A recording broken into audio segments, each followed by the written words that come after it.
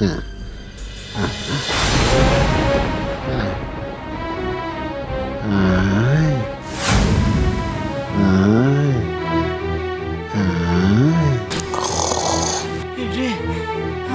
High করছে, দেখে ফেললো নাকি?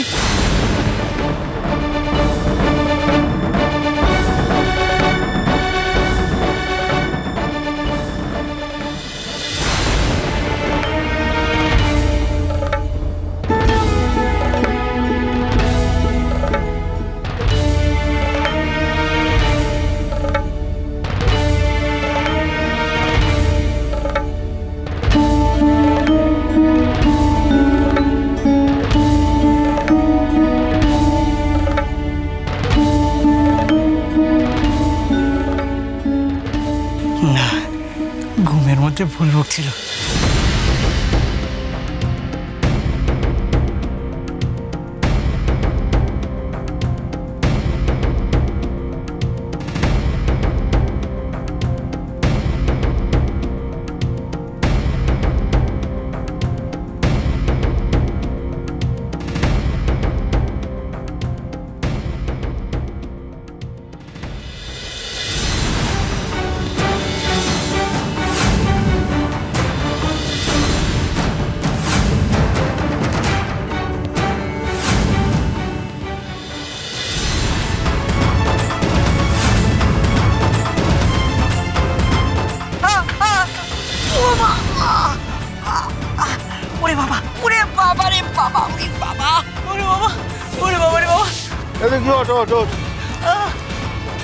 মনে হচ্ছে রে, কেউ বাবারে মারে বলে।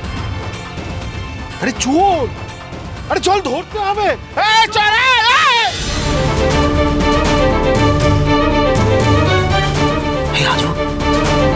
এই ভেতরে তো চিৎকার হচ্ছে কেন বলো তো? গন্ডগোল হচ্ছে নাকি? এই শেষেও ধরা পড়ে গেল না তো? সে কথাই মনে হচ্ছে।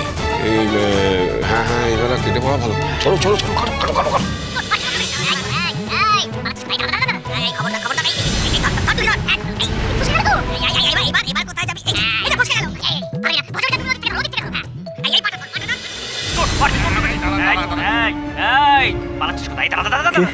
খবরদার খবরদার,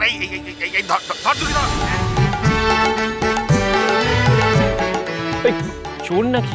হ্যাঁ, ও ভাজাদা ধরো ধরো। এই ছাড়বি না দুঃখী, ছাড়বি না। এই ধরে রাখ, শক্ত করে ধর।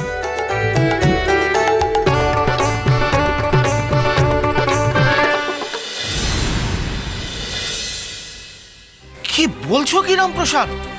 সে তো সাংঘাতিক ব্যাপার। আমার তো তাই বড় চিন্তা হচ্ছে গোলক ভাইয়া। কিন্তু চোরটা কে সেটা জানতে পারা গেল কি? না না, গুলো জানার চেষ্টা করেছিলাম। সেই জন্য আমি আর দুঃখীরাম দুজনেই ওকে জারটা ধরার চেষ্টা করেছিলাম। কিন্তু গায়ে এমন তেল মেখেছিল না, বারবার ফসকে গেল। এখন হাতে নাকের কাছে নিয়ে গেলে এখনো তেলের গন্ধ পাচ্ছি। কালকের ব্যাপারটা যত ভাবছি আমার তত দুশ্চিন্তা বাড়ছে। দেখো, ওই চোর ওনার মূর্তি চুরি করবার উদ্দেশ্যেই এসেছিল। এরকম হয়তো আরো অনেকেই এই মূর্তি হাতানোর চেষ্টা করতে পারে। দেখো, মন্দিরে বিগ্রহ প্রতিষ্ঠা হওয়ার আগেই যদি তা চুরি হয়ে যায় তাহলে যে বড় খারাপ হবে। না, তুমি এত চিন্তা করো না। আমি এবার থেকে রাত্রিরে ঘুমাবো না, আমি জেগে পাহারা দেবো। না না, ওভাবে হবে না ভজদা। আমাদের এই কুটির ওই মূর্তির জন্য সুরক্ষিত নয়। তাহলে কি করবে? আমি এই মূর্তি রাখবো না। আপনি এত চিন্তা কেন করছেন বলুন তো? আপনি বুঝতে পারছেন না সর্বাণী, এ এক বিরাট দায়িত্ব। এই বিগ্রহের যদি কিছু হয় তাহলে। কিছু হয়নি তো? চোর চুরি করতে এসেও তো মূর্তির ধারে কাছে যেতে পারেনি। হ্যাঁ, কিন্তু কোনো কিন্তু নয়। আমি বলছি তো কিচ্ছু হবে না। মা আছেন না মাথার উপরে, উনি ঠিক রক্ষা করবেন। না না না, আমি কিছুতেই নিশ্চিন্ত হতে পারছি না সর্বাণী। তাই তো আমি দুঃখীরামকে পাঠালাম রানীমার কাছে। রানীমার মহলে যদি এই মূর্তি থাকে তাহলে তার নিরাপদ থাকবে। না থাকুক, তার কোনো প্রয়োজন নেই। মূর্তি আপনার এখানেই থাকবে। কি রানীমা, আপনারা এই ভজাদা বসানোর ব্যবস্থা করে। থাক থাক, আপনারা ব্যস্ত হবেন না। দুঃখীরামের মুখে কাল রাতে সমস্ত ঘটনা শুনে আমরা চলে এলাম ঠাকুর। আপনাদের ব্যতিব্যস্ত করতে চাইনি রানীমা। আমার কেবলই মনে হচ্ছে যে এই বিগ্রহ যদি এখানে থাকে তাহলে। না ঠাকুর, যা ঠিক হয়েছিল তাই হবে।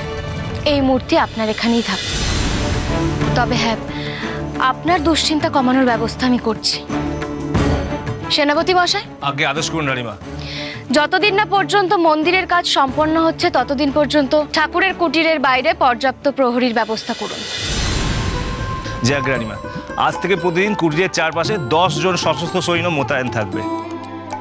এবার নিশ্চিন্ত হলেন তো ঠাকুর? আগে হ্যাঁ মহারাজ, এইবার আমি নিশ্চিন্ত। উনি তো দুশ্চিন্তা করেই অস্থির হয়ে যাচ্ছিলেন। সেই ভোর রাত থেকে গালে হাত দিয়ে উনি দাওয়ায় বসে আছেন। চিন্তা করবেন না ঠাকুর, আপনার গৃহে স্বয়ং ঈশ্বর প্রহরায় থাকেন। না হলে ওই চোর কাল রাতেই নিজের কাজে সফল হতো। এই ঈশ্বরেরই কৃপা যে কোনো ক্ষতি হয়নি। আমি তো ওনাকে এই কথাটাই বলেছি। যাক, তার মানে এদিকে সমস্যা তো মিটলো।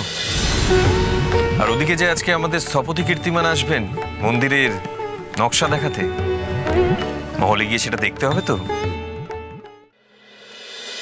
দেখুন মহারাজ, দেখুন রানীমা, মন্দিরের নকশা প্রস্তুত। তার আগে ঠাকুরের সাথে পরিচয় করিয়ে দিই। ঠাকুর, ইনি হলেন আমাদের স্থপতি চন্দ্রবর্মা। ইনি মুর্শিদাবাদের বড় নগরের সমস্ত মন্দিরগুলির স্থপতিকার। আগে আলাপ হয়ে বড় ভালো লাগলো। আমার নাম রামপ্রসাদ, রামপ্রসাদ সেন। আপনাকে কে না চেনে ঠাকুর। আসুন মহারাজ, মন্দিরের নকশাটা আমি এবার আপনাদের একটু দেখাই। হ্যাঁ, এইটি হলো মন্দিরের মূল প্রবেশদ্বার।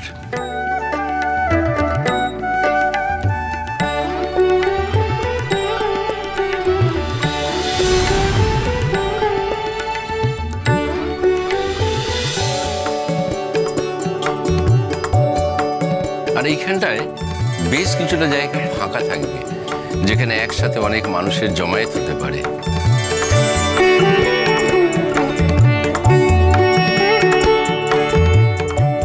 আর এই ডান দিকে এখানে একটা দরদালান থাকবে, যেখানে একসাথে অনেক মানুষ প্রসাদ গ্রহণ করতে পারবে। আর তার পাশেই পাকশালা, যেখানে ভোগ রান্না হবে। আর এখানটায় হবে মূল মন্দির ও গর্ভগৃহ।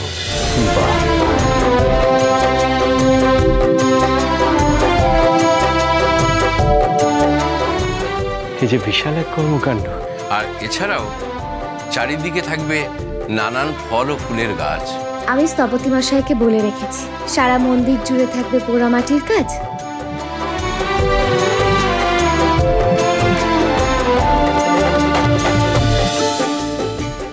এ তো অপূর্ব।